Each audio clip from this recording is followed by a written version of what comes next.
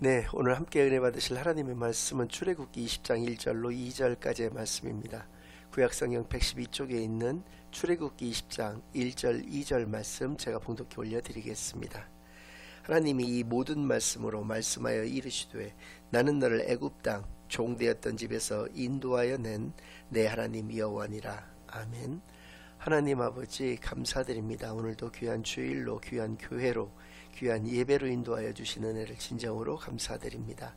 지금 이 시간 저희들이 지난 한 주간 지었던 모든 죄악을 예수 그리스도의 십자가 아래 다 내려놓고 오직 저희들의 온 마음과 정성을 다하여 하나님께만 드려지는 예배를 통하여 하나님께서만 영광 받으시는 은혜의 시간으로 이 시간을 인도하여 주시옵소서. 모든 것을 감사드리오며 예수 그리스도의 이름으로 기도드리옵나이다. 아멘. 네, 오늘은 십계명 그 첫 번째 시간으로 오늘 본문 말씀을 중심으로 하나님의 말씀을 증거하겠습니다.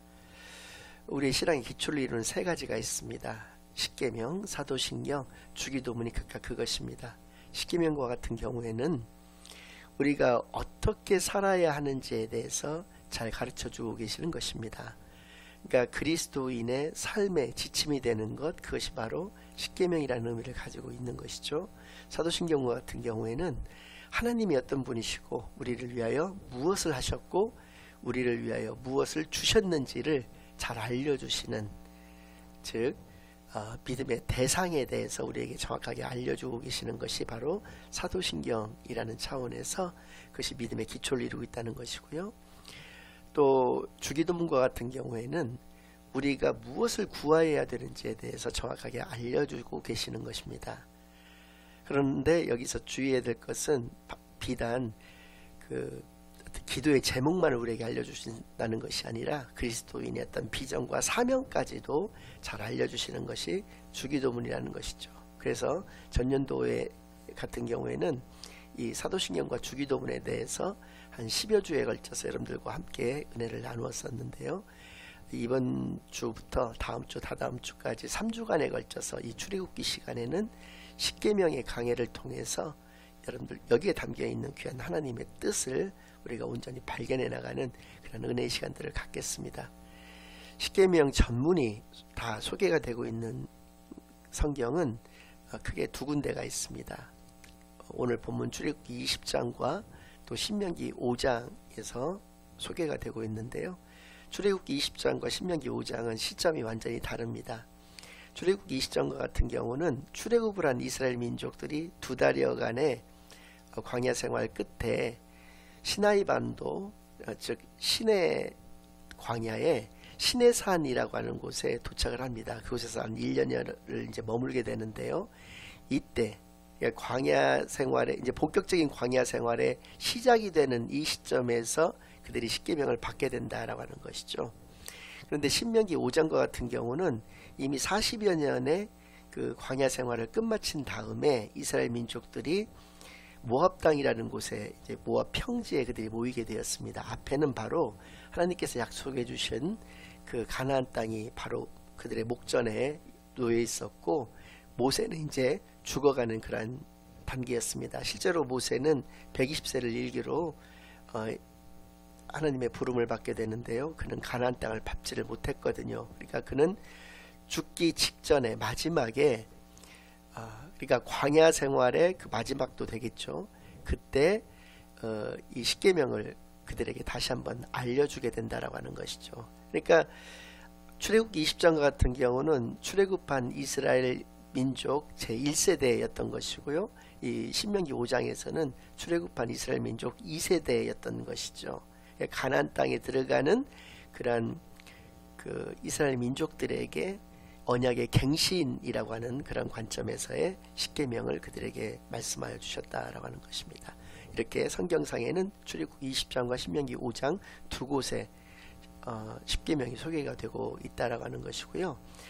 흔히들 그 두 돌판에 모세가 시내산 정상에서부터 이걸 가지고 내려왔기 때문에 백성들에게 하나님께서 직접 말씀해 주신 것이 아니라 모세를 통하여 말씀해 주신 것으로 십계명을 오해하는 경우가 있는데, 19장 말씀을 자세히 읽고 또 20장 말씀을 읽다 보면 하나님께서 직접 이스라엘 민족들에게 말씀하여 주신 것이 바로 십계명이라는 것을 우리가 알 수가 있습니다. 또 이 십계명은 당시에는 물론 그랬죠. 당시에는 이 십계명을 통해서, 즉 십계명을 그들이 잘 지켜 행함으로써 구원을 얻을 수가 있었습니다. 그러니까 행위 구원이 가능했었는데 이것이 결국은 실패로 돌아갔던 것이죠. 왜냐하면 모든 인간들은 죄인이었기 때문에 이 율법을 다 정확하게 지켜 행할 수가 없었다라고 하는 것이죠. 그래서 예수님께서 이 땅에 육신으로 오셔서 우리의 죄 때문에 죽으실 수밖에 없었던 것이거든요. 그러니까 이 십계명을 통해서 구원을 이룰 수는 없습니다. 그런데 왜 우리가 십계명을 잘 알아야 되냐면 구원받은 자에게 있어서의 삶의 지침서가 되는 것이 바로 십계명이 되는 것이기 때문에 그렇다는 것이죠. 그러니까 하나님의 자녀가 어떻게 살아가야 되는지에 대해서 말씀해 주고 계시는 것이 십계명이기 때문에 우리한테는 이것을 지켜 행하였을 때 구원을 얻는 것은 아니지만 구원은 오직 믿음으로서만 가능한 것이거든요. 그러니까 행위 구원이 아니라 은혜 구원이거든요. 그러니까 오직 예수를 그리스도로 믿음을 통해서만 우리가 구원에 이를 수가 있는 것이지 십계명을 잘 지켜 행했다고 해서 구원에 이르는 것은 아니지만 구원받은 우리가, 하나님의 자녀된 우리가 어떻게 이 땅 가운데에서 살아가야 될지에 대해서 너무나도 잘 말씀하여 주시는 것이 바로 십계명이라고 하는 그런 의미를 가지고 있다는 것입니다. 또한 그 천주교에서도 유대교에서도 이 십계명을 가르치고 있는데 우리 개신교하고는 좀 다릅니다. 특히 그 천주교와 같은 경우는 이계명이 없습니다. 또는 어떠한 형태이든지 하나님의 형상을 만들지 말고 우상을 섬기지 말 것을 말씀해 주신 이 이계명이 천주교에서는 완전히 빠져 있다는 것이죠. 그래서 1계명부터 나머지 9계명까지는 쭉 같은데 2계명만 없고 마지막 10번째 계명을 9번째 계명, 10번째 계명으로 나누었습니다. 그렇게 해서 그들은 10계명을 하고 있는 것이죠. 근데 왜 그렇게 하냐면 그들은 실제로 많은 어떤 형상들을 만들고 있지 않습니까? 그렇기 때문에 자의로 그들 마음대로 이 계명을 빠뜨리게 되었던 것이죠. 뺀 것이죠. 유대교도 마찬가지입니다. 유대교는 오늘 읽어드렸던 이 본문의 20장 1절과 2절 이 말씀은 서문에 해당되는 부분인데 이 부분을 1계명으로 그들은 믿고 있습니다. 그리고 우리 개신교에서의 1계명과 2계명을 합쳐서 그들은 2계명으로 삼고 있는 것이죠. 그러니까 어떤 형태가 성경적인 것인지에 대해서는 여러분들께서 판단을 하시면 될 것 같고요. 당연히 성경적인 것은 우리 개신교에서 말씀하고 계시는 그 십계명이다라고 하는 것을 우리가 잘 알 수가 있다라고 하는 것이죠. 십계명에 대한 그 본격적인 말씀에 들어가기에 앞서서 여러분들과 이번 주는 다음 주에는 1계명부터 4계명에 대해서 그리고 그 다음 주는 5계명에서부터 10계명에 대해서 여러분들과 함께 강해를 통해서 은혜를 나누고자 하는데 오늘은 어떤 출애굽기의 그 십계명에 대해서 우리가 심도 있게 이해를 하기 위한 어떤 사전적 그런 말씀들을 여러분들에게 드리고자 합니다.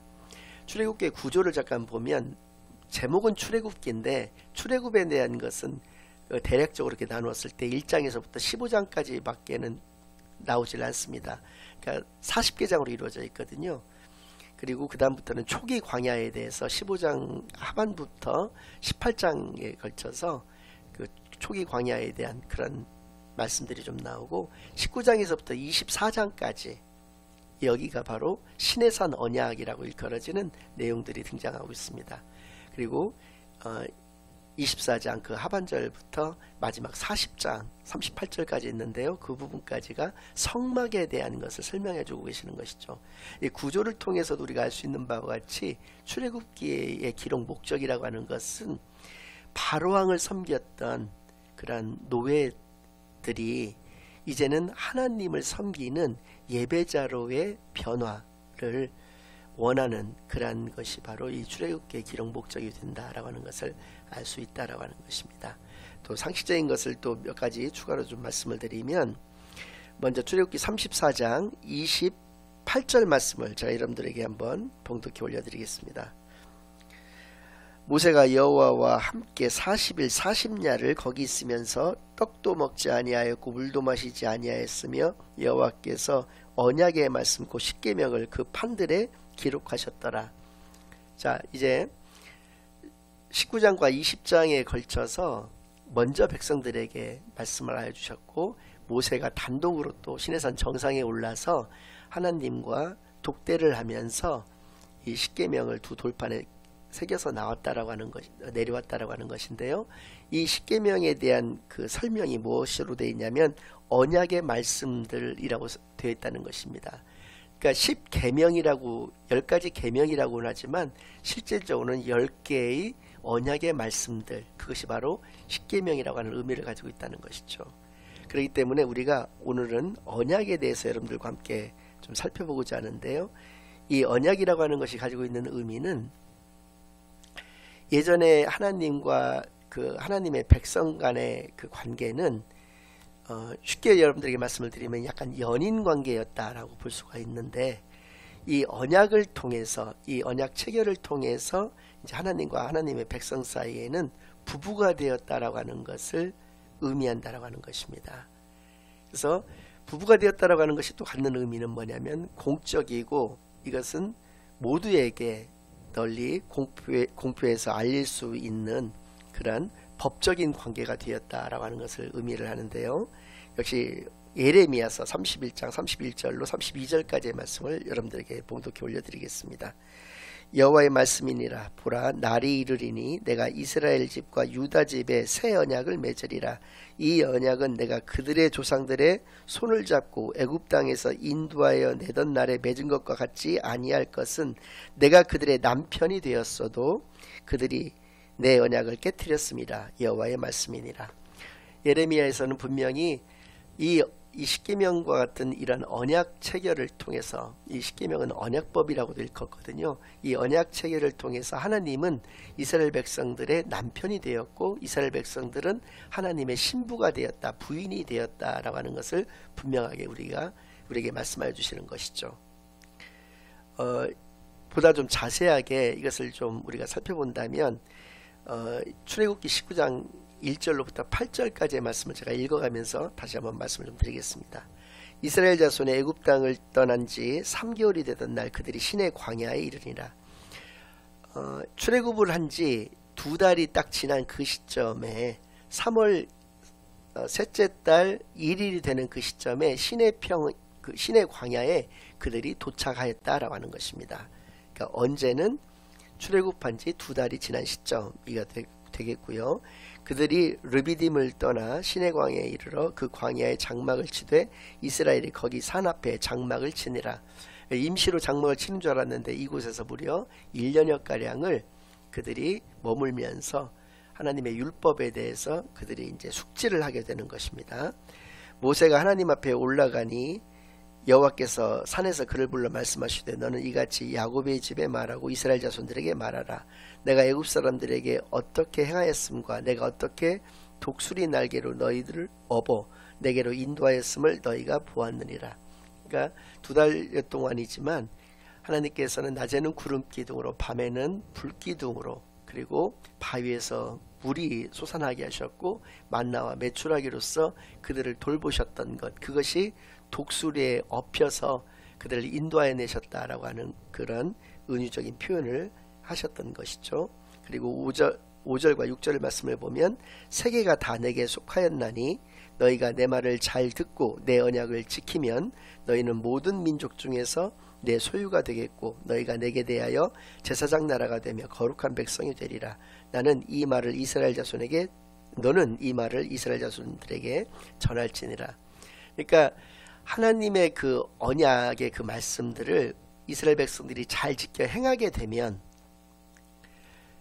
이제 계약의 당사자는 하나님과 하나님의 그 하나님으로부터 구원받은 그 백성들, 이스라엘 백성들이 되는 것인데, 이 하나님 계약의 어떤 일방인 이 하나님의 말씀을 잘 듣고 이 언약을 잘 지켜 행하기만 하면 이 이스라엘 백성들은 어떻게 되는 것이냐면 첫 번째로 내 소유가 된다라고 말씀하여 주셨습니다. 하나님의 소유가 된다는 것인데요. 이 소유라고 이 번역되어져 있는데 히브리어 서굴라라고 하는 이런 표현입니다. 서굴라라고 하는 것을 직역을 한다면 보물이 되는 것이거든요.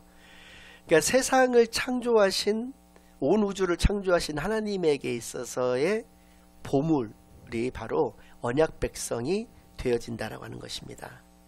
그러니까 온 세상 천지보다도 더 귀한 존재가 바로 우리가 된다라고 하는 것이죠. 하나님의 말씀을 잘 듣고 그 언약을 지켜 행하기만 하면. 근데 그렇게 못했다라고 하는 것이죠. 두 번째는 제사장 나라가 된다는 것입니다. 당시에는 일반 백성들이 하나님께 다이렉트로 제사를 올려드릴 수가 없었습니다. 그러니까 예배를 하나님께 바로 올려드릴 수가 없었다는 것인데 제사장을 통해서만 하나님께 제사를 올려드릴 수가 있었던 것이거든요. 그러니까 우리가 제사장 나라가 된다라고 하는 것은 우리를 통해서 하나님의 말씀이 세상으로 흘러가고 하나님의 은혜가 세상 가운데로 흘러간다라고 하는 것을 의미하는 것이죠. 그렇기 때문에 우리가 바로 축복의 통로가 된다라고 하는 것, 이 제사장 나라라고 하는 이 말씀을 통해서 알 수가 있는 것이죠. 마치 아브라함에게 그러하셨던 것처럼 아브라함이 복이 된다라고 말씀하여 주시면서 이스라엘 민족들만의 그런 하나님, 또 이스라엘 민족들만의 믿음의 조상이 아니라 모든 민족들의 그런 믿음의 조상이 되는 것이 바로 아브라함이라고 하는 것을 하나님께서 말씀해 주신 것처럼 모든 민족들의 복음의 그런 어떤 축복의 그러한 통로가 되어지는 것이 바로 우리라고 하는 것을 분명히 말씀해 주신 것이고, 세 번째는 거룩한 백성이 된다고 하셨습니다. 거룩한 백성이라고 하는 것은 구별되다, 분리되다라고 하는 의미인데요. 죄악 가운데로 가는 그러한 백성들에게서 분리되어져서 사랑으로 향하는 그러한 하나님의 온전한 백성이 되게 하여 주시겠다라고 하는 것이 바로 언약 백성들에게 주시는 하나님의 그런 은혜가 된다라고 하는 것이죠. 첫 번째는 내 소유가 된다, 제사장 나라가 된다, 거룩한 백성이 된다라고 하는 것을 우리에게 분명히 약속하여 주셨습니다. 그래서 7절과 8절에는 모세가 내려와서 백성의 장로들을 불러 여호와께서 자기에게 명령하신 그 모든 말씀을 그들 앞에 진술하니 백성이 일제히 응답하여 이르되 여호와께서 명령하신 대로 우리가 다 행하리이다. 모세가 백성의 말을 여호와께 전하매.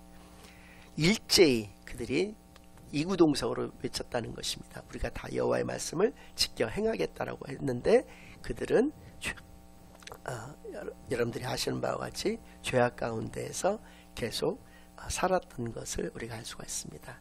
그러니까 율법을 통해서 그들이 구원을 받을 수가 없었기 때문에 예수님께서는 사실은 삼위일체 하나님의 한 분이신 성자 예수님이심에도 불구하고 하나님의 대표자로서 이 땅에 오신 것이 아니었습니다. 인간의 대표자로, 그랬기 때문에 성육신을 하셨던 것이고 십자가에서 죽으실 수밖에 없었던 것인데, 아무도 이러한 십계명을 포함한 율법을 지켜 행하는 그래서 율법을 통해서 구원받을 수 있는 사람이 아무도 없었기 때문에 예수님께서 죽으실 수밖에 없었던 것을 우리가 알 수가 있는 것이죠. 뒤에 다시 말씀을 드리겠습니다만은, 그래서 이 언약이라고 하는 것은 피의 언약인 것이다 라는 것이죠. 그래서 이것을 아까도 말씀드렸지만은 성격은 이제 언약법의 성격을 띠고 있기 때문에 언약 체결식이라고 하는 것을 거행을 하는데, 아브라함 때에는 아브라함으로 하여금 소라든지 양이라든지 염소 같은 것들을 쪼개라고 하셨습니다. 그러니까 하나님 앞에 그 제물을 올려드리면서 언약 체결식을 거행했는데, 물론 이제 비둘기와 같은 것들은, 작은 동물들은 쪼개진 않았지만은 이렇게 제단의 양옆에 이렇게 놓게 되었던 것인데, 타는 횃불이 그 사이를 지나가게 됩니다. 그러면서 하나님께서는 분명히 아브라함의 그 후손들을 통해서 하나님께서 약속해 주신 그 땅에 너희들이 들어가게 될 것을 분명히 약속을 해주시면서 그렇게 언약 체결식을 거행하셨던 것이거든요. 그 횃불은 바로 여호와의 임재를 의미하는 것이고요. 그 쪼갠 고기 사이로 지나갔다라고 하는 것이 의미하는 것은, 내가 만약에 너에게 한 이 약속을 내가 지키지 않는다면 나는 이 재물들과 같이 쪼개져서 죽을 것이다 라고 하는 것을 말씀하여 주시는 것이죠. 모세의 시대 때도 마찬가지입니다. 언약 체결식을 거행할 때 어떤 소 같은 그런 재물의 피를 이렇게 양동에다 받았습니다. 그래서 절반은 제단에다 뿌렸고 그 절반은 백성들에게 뿌렸던 것이죠. 그래서 이 언약을 지키지 않는다면은 백성들도 그 자리에서 바로 죽을 것이고, 만약에 하나님께서도 그 언약을 지키시지 않는다라고 한다면 제물에 뿌려진 피와 같이 하나님께서도 피를 쏟고 죽으시겠다라고 하는 것을 나타내 주신 것이라는 것이죠. 그래서 이 언약이라고 하는 것은 피의 언약이다. 그래서 아까도 말씀드렸지만은 예수님께서는 인간의 대표로 이 땅에 오셔서 인간을 위해서 인간의 죄 때문에 그렇게 죽으실 수밖에 없었던 것이죠. 우리가 모두가 죽어야지만 되는 것을 예수님께서 우리를 대신하여 죽으심을 통해서, 그래서 우리는 그 예수님이 그리스도가 되신다라고 하는 것을 믿기만 하면 이제는 구원을 얻게 되는, 하나님의 은혜로서 우리가 구원을 얻게 되는 그러한 하나님의 자녀들이 다 되었던 것을 반드시 기억하는 시간만이 되기를 바랍니다. 그래서 십계명이라고 하는 것은 우리 그리스도인들이 어떻게 살아가야 될지에 대한 삶의 지침이 되는 그러한 귀한 말씀이 된다라고 하는 것을, 그리고 예수님이 이 땅에 오시기 전에 우리가 구원에 이르를 수 있었던 그 거의 유일한 방법이었다라고 하는 것을 반드시 기억하는 저와 여러분 되기만을 바라겠고요. 오늘의 본문을 다시 한번 여러분들에게 읽어드리겠습니다. 하나님이 이 모든 말씀으로 말씀하여 이르시되 나는 너를 애굽 땅 종되었던 집에서 인도하여 낸 내 하나님 여호와니라. 그러면서 3절부터 십계명이 이제 본격적인 내용이 시작이 되고 있는데요. 그래서 이것을 서문이라고 하는데, 하나님을 어떻게 소개하고 계시냐면은 창조주 하나님께서는 바로 너희들을 애굽 땅에서 구원해낸 그런 하나님이심을, 그러니까 우리의 구원주 되시는 하나님이심을 분명히 말씀하여 주시면서 내 하나님 여호와, 십계명 가운데에서 5번이나 등장하는 너의 하나님이라고 하는 이 표현을 통해서 우리가 분명히 알 수 있는 것은 하나님은 우리의 구원주가 되시면서 바로 나의 하나님이 되신다라고 하는 것을 분명히 알 수 있다는 것이죠. 하나님은 어떤 분이십니까? 우리를 구원하여 주시는 바로 나의 하나님이신 것을 이 시간 분명히 깨달아서 십계명의 내용을 우리가 분명히 알고 이 말씀대로 우리가 살아감을 통해서 구원받은 자들이 어떻게 살아가는 것이 하나님을 기쁘시게 하는지에 대해서 분명히 깨닫게 되어지는 은혜의 시간들만이 되기를 예수 그리스도의 이름으로 간절히 축원합니다. 아멘. 이제는 우리 주 예수 그리스도의 은혜와 아버지 하나님의 극진하신 사랑과 성령 하나님의 내주의 인도 역사 교통하심이 십계명을 통해서 구원받은 그 하나님의 자녀들의 그런 삶의 지침을 우리가 분명히 깨달아서 하나님께서 기뻐하시는 그런 온전한 하나님의 자녀다운 참다운 삶만을 이 땅에서 살아내기로 다짐하고 결심하고 돌아가는 모든 사랑하는 주의 자녀들과 그 가정 위에 그들의 생업 위에 이제로부터 영원까지 항상 함께 있을지어다. 아멘.